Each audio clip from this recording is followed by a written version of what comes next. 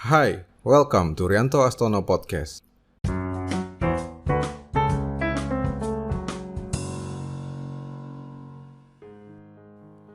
VTube adalah sebuah aplikasi untuk menghasilkan uang hanya dengan menonton video yang baru saja dirilis.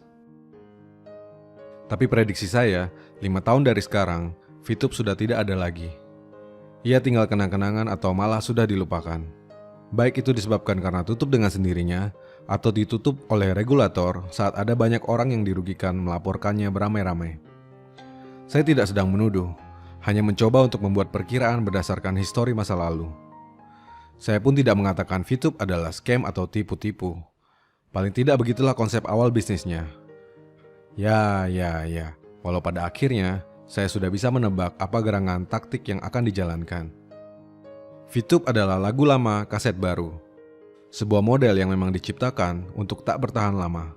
Redup sebelum terang, pudar sebelum mekar, layu sebelum berkembang. Kalau kamu tak percaya, simak podcast ini sampai habis karena saya akan menjelaskannya dengan cara yang paling mudah. Bisnis menonton iklan dan dibayar adalah sebuah lagu lama. Sungguh, perkenalan saya pertama kali dengan yang beginian adalah pada tahun 2003 melalui platform bernama Spedia, yaitu sebuah program pay to serve, melihat iklan dan dibayar. Saya sempat punya bukunya yang dibeli di Gramedia. Spedia adalah program yang legit dan membayar, meski saya tidak sempat mendapatkan apa-apa karena recehan yang dibayar tak cukup untuk menutup biaya internet saat itu yang masih sangat mahal. Tapi apapun itu, program pay to serve akhirnya mati dengan sendirinya, seiring dengan bubble.com, tingginya fraud dan spamming yang menyebabkan penurunan drastis pemasang iklan yang menggunakannya. Di mana kita tahu uang dari pemasang iklan adalah sumber pendapatan utama yang menghidupi bisnis ini. Lalu berlanjut di antara tahun 2005 hingga 2010. Model bisnis lain dengan konsep serupa bernama pay to click, yaitu dibayar untuk melakukan klik iklan yang kemudian mulai eksis dan digemari. Dan meski kita tahu pada akhirnya nasibnya pun sama mengenaskan, pada titik itu, seiring dengan munculnya network marketing atau multi-level marketing, ada sebuah revolusi yang juga terjadi di pay to click yang pada akhirnya membuatnya berubah 180 derajat. Saat revolusi ini terjadi, pengguna tak hanya mendapatkan uang untuk setiap klik dan atau mendapatkan komisi dari setiap orang yang direferensikan, melainkan juga memiliki opsi untuk melakukan upgrade account dengan membayar sejumlah biaya untuk mendapatkan bayaran yang lebih tinggi dari setiap klik yang dilakukan. Semakin mahal paket membership yang dibayar, semakin mahal pula nilai per kliknya. Dari situ, kita tahu saat upgrade membership memegang peranan yang penting, bergeserlah ia dari pay to click menjadi skema Ponzi, yaitu model bisnis yang tak lagi bergantung pada advertiser atau iklan sebagai produk utama, melainkan dari uang para member baru yang diputarkan. Dan benar saja, sebab salah satu program pay to click paling terkenal bernama Traffic Monsoon kemudian tutup setelah dituntut telah melakukan praktik skema Ponzi dalam bisnisnya. Praktik yang sama kemudian secara luas diadopsi pada berbagai platform make money online seperti pay to survey, pay to play the game, dan lain sebagainya. Beberapa nama seperti Swagbucks, Newbucks, ClickSense, PaidFirst, AdsBazaar, dan banyak lagi silih berganti untuk lahir dan tumbang mengisi hari-hari para peselancar jagat maya. Adakah dari nama-nama tadi yang kamu kenal? Tebakan saya tidak ada. Nothing. Nada. Sebab seperti yang saya katakan, ia memang diciptakan untuk layu sebelum berkembang. Dan untuk alasan itulah, sampai hari ini, tidak ada top internet marketer dimanapun di dunia ini yang mengikuti program seperti ini dan merekomendasikannya. Tak ada satupun. No one. Ninguno. Sekarang kita bergeser ke lapangan yang lain. Gagasan untuk merevolusi bisnis periklanan dengan ide untuk membagi hasil keuntungannya kepada para pengguna juga terjadi di mana-mana. Pada platform sosial media misalnya, Sue adalah salah satu nama yang terang-terangan menantang Facebook. Sue adalah sosial media yang membayar penggunanya hanya dengan update status. Bayangkan saja, luar biasa. Dan memang luar biasa, sebab hanya dalam 6 bulan pertamanya, Sue berhasil mendapatkan 3,5 juta pengguna terdaftar, di mana Facebook dalam 10 bulan pertama sejak didirikan hanya berhasil mendapatkan 1 juta pengguna saja. Tapi kita pun tahu jalan ceritanya. Mayoritas orang yang bergabung adalah mereka yang ingin menghasilkan uang dari membuat status dan bukan bersosial media seperti halnya Facebook. Demikianlah, hanya butuh 3 tahun sebelum akhirnya Su gulung tikar. Lalu pertanyaan besar dari semua fenomena tadi adalah, apa yang sebetulnya membuat semua ini dapat terjadi? Jawabannya simple. That's not how advertising works. Karena bukan begitu cara kerja iklan. Iklan adalah media yang digunakan oleh entitas bisnis atau para advertiser untuk mendapatkan profit. Iklan adalah investasi yang menuntut ROI, return of investment, dan return of ad spend. Saat iklan tidak memberikan hasil yang sepadan, semua advertiser di bagian dunia manapun akan berhenti menggunakannya. Di program-program paid to, saat orang diminta untuk melihat iklan dengan imbal balik mendapatkan bayaran, iklan tampil pada orang yang tidak tepat. Dan cukup dengan alasan itu saja, iklan kemudian bekerja tidak sebagaimana mestinya, sehingga membuat para advertiser menutup keran anggarannya untuk beralih ke media periklanan lainnya yang jauh lebih menguntungkan. Dan saat uang tak lagi mengalir, kita tahu, matilah seluruh bisnis tentang melihat, mengklik, dan menonton iklan. Bagaimanapun, periklanan adalah sebuah produk.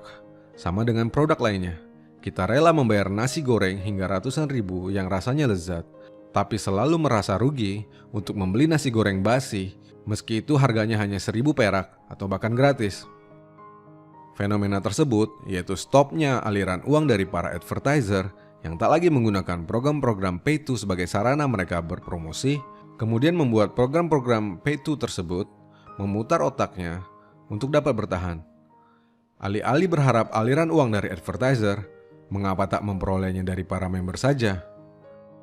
Sayangnya, alih fungsi ini kemudian secepat kilat mengubah bisnis periklanan menjadi skema Ponzi yang ngeri-ngeri sedap. So, apakah VTube? Apakah bisnis periklanan masa kini? Bukan, itu lagu lama kaset baru. Apakah perusahaan Big Data? Bukan, itu cuman gimmick. Saya perlu satu video khusus untuk mengulas tentang Big Data. Tapi hanya dengan mengetahui model bisnisnya, ia jelas tak memenuhi 3 elemen dalam Big Data, yaitu volume, velocity, dan variety. Bagi saya, VTube adalah 2 hal berikut ini. Pertama, ia akan menjadi perusahaan periklanan yang segera kehilangan advertiser jika ada dalam waktu singkat.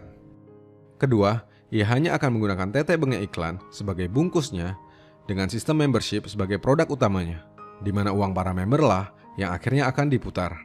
Dengan begitu, peduli amat dengan iklan atau advertiser. Sayangnya, jika itu yang ditempuh, model begitu terlalu dekat dengan skema Ponzi. Cuma butuh terpeleset 1 kali untuk kemudian menjelma jadi perusahaan ilegal.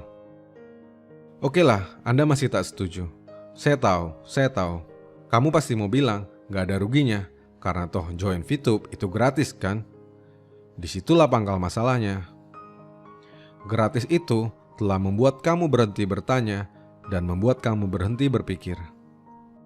Dan kegembiraanmu atas kegratisan ini pada akhirnya membuatmu tak lagi mempertanyakan dari mana VTube mendapatkan uang jika video iklannya tes melulu atau jika tak ada lagi pemasang iklan.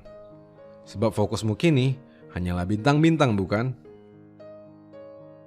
Padahal saat ini VTube sedang melatih dan membiasakanmu untuk melakukan upgrade account untuk tetap dapat menggunakannya setelah 40 hari.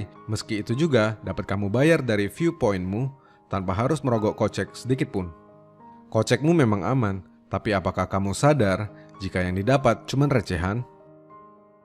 Lalu kamu pun berkata bahwa VTube tak boleh menerima sepeser pun uang dari anggotanya. Mungkin benar untuk saat ini, tapi percayalah jika itu tidak akan berlangsung lama. Sebab tanpa ada aliran uang dari pemasang iklan, kamu pikir dari mana uang untuk membayarmu berasal? Tapi kamu mana mau peduli dengan itu semua, karena toh ini gratis. Sungguh dilematis, sebab jika semua orang sepertimu, bayangkan saja, exchange counter tak akan lagi punya pembeli, karena semua orang maunya gratis. Siapa yang akan membeli viewpointmu saat kamu menjualnya? Itu artinya kamu harus menunggu 7 hari hanya untuk menjual viewpointmu, meski itu sudah dipotong dengan fee yang luar biasa besar. Itu pun dengan catatan, VTube masih memiliki uang untuk membayarmu. Kamu bergeming, tetap kukuh dengan rencana besarmu untuk mencari uang dengan VTube tanpa mengeluarkan uang sedikit pun. Membiarkan dirimu mendapatkan uang recehan yang akan jadi super recehan saat dikurangi dengan potongan biaya pencairan yang sangat besar. Sesuatu yang gratis adalah masalah, sebab ia selalu bisa mengelabuimu dan menjadi alasan bahwa kamu tak rugi apapun. Padahal serugi-ruginya orang adalah yang menghabiskan waktunya untuk nilai yang tak sepadan, mengerjakan yang sia-sia. Sebab kamu bisa membeli pesawat jet paling mahal sedunia, kamu bisa membeli gedung pencakar langit, kamu bisa membeli sebuah pulau, tapi kamu tidak pernah bisa membeli waktu. Jadi apakah fitur penipuan?